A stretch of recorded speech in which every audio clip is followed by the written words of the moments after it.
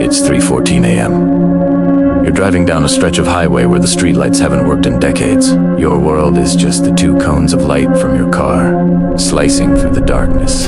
It's been a long drive, and your eyelids feel like lead weights. You turn the dial on your car radio, desperate for anything in a song, a voice to keep you awake. But all you find is static, a hiss that fills the silence. Then, the static starts to breathe. A slow, rhythmic inhale and exhale. That's the kind of story we're diving into tonight. A story about what hides in the spaces between stations. Meet Elias. He's the voice in the dark for all the other night owls, truckers, and his show, Whispers in the Static, airs from midnight to sunrise from a tiny, isolated radio station at the edge of town. For years, the strangest thing he'd ever heard was the occasional coyote howl outside the studio window. Tonight, however, was different. He had a caller on the line, a man who refused to give his name. Elias had a policy for that.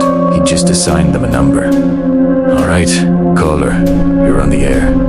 Let's call you. Subject 1, Elias said, his voice smooth and reassuring, a familiar sound in the lonely hours. The caller just breathed heavily into the phone. Elias waited. This wasn't unusual. Some people just needed a moment to gather their thoughts. But then, a sound started to bleed through from behind the caller's silence. A faint, wet, tearing sound, like fabric being slowly ripped apart, but organic. It made the hairs on Elias's arms stand up. Sir, is everything okay over there? He asked, trying to keep his tone light. The tearing sound stopped. The caller hung up. Elias shook his head, blaming it on a bad connection or a prankster. He played a block of classic rock and tried to forget about it. But the next caller, who he dubbed Subject 2, had the same sound in the background. Fainter this time, but definitely there. It was unsettling. He took a sip of his lukewarm coffee, the bitter taste doing little to calm his nerves. The phone rang again. He almost didn't answer it, but it was his job. He pressed the button. You're on with Elias. We'll call you Subject 3. This time, it was a woman's voice, a whisper. She just said one thing before hanging up.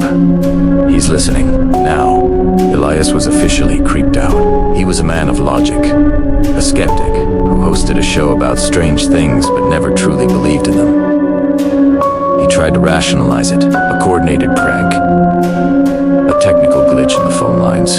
He was about to play a commercial break when the line lit up one more time. He hesitated, his finger hovering over the button. Against his better judgment, he answered. Hello, Subject 4. You're my last call of the hour. What's on your mind? A distorted, gravelly voice came through the speaker, low and measured. I see you, Elias. Elias chuckled, a nervous reflex. Well, I am on the radio. A lot of people are listening. The voice on the other end didn't laugh. No, I see you. You're in a small room. Soundproofed walls, gray foam, a large mixing board in front of you with dozens of blinking lights. Your coffee cup is half full, and there's a small stain on the coaster next to it, shaped a bit like a crow. Elias's blood ran cold. Elias downed the coffee cup, the coaster, the stain. It was all exactly as the caller described. His heart hammered against his ribs. Who is this? Is this some kind of joke? The tearing sound started again, louder this time, right in his ear, as if it was coming from inside the phone line itself. It was a visceral, horrifying sound, like flesh being peeled from bone. There is no joke, the voice rasped. There is only the static. Elias slammed the button, cutting the call. He was breathing hard, his hands shaking. The static, he'd always thought of it as random noise, the absence of a signal. But now, listening, really listening, he could hear something else inside it. He cranked the volume on a dead channel, filling the studio with that deafening hiss. And in that hiss, he heard it. Not one voice, but millions. Millions of tiny, whispering voices, all talking at once, overlapping, creating a tapestry of white noise. They were saying his name. Elias. Elias. Elias, a chorus of the damned, whispering from the space between worlds. He scrambled back from the console, stumbling over his chair. He needed to get out.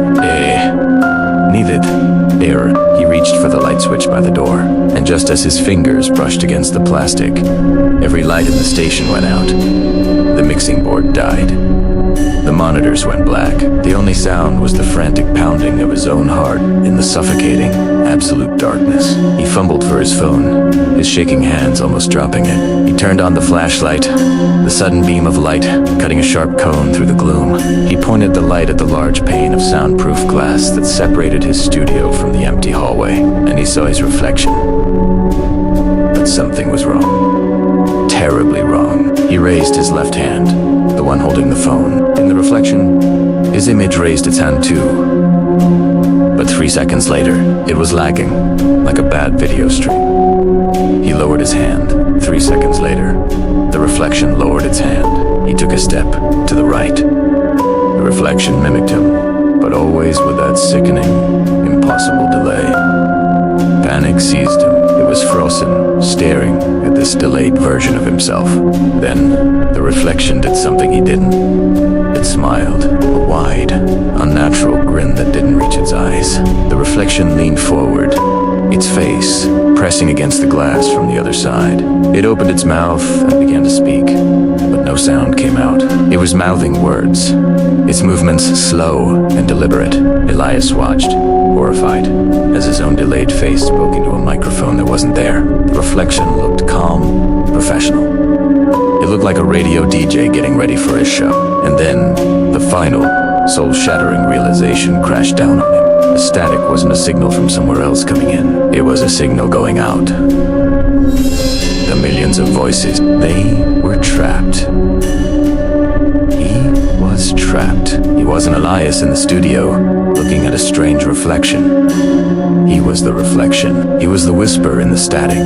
The thing in the studio, the one wearing his face, finished its silent monologue. It stood up, stretched, and picked up a set of car keys from the real console. It gave him one last, pitying look through the glass. A look that said, "Thank you," and then it turned and walked out the door, whistling a cheerful tune, on its way home to his wife and kids, leaving Elias trapped in the cold, silent darkness of the radio frequency. Just another voice lost in the static. Thank you for watching. If you enjoy stories that linger in the dark corners of your mind, make sure to hit that subscribe button and turn on notifications. We have plenty more whispers waiting in the static for you. Stay safe out there.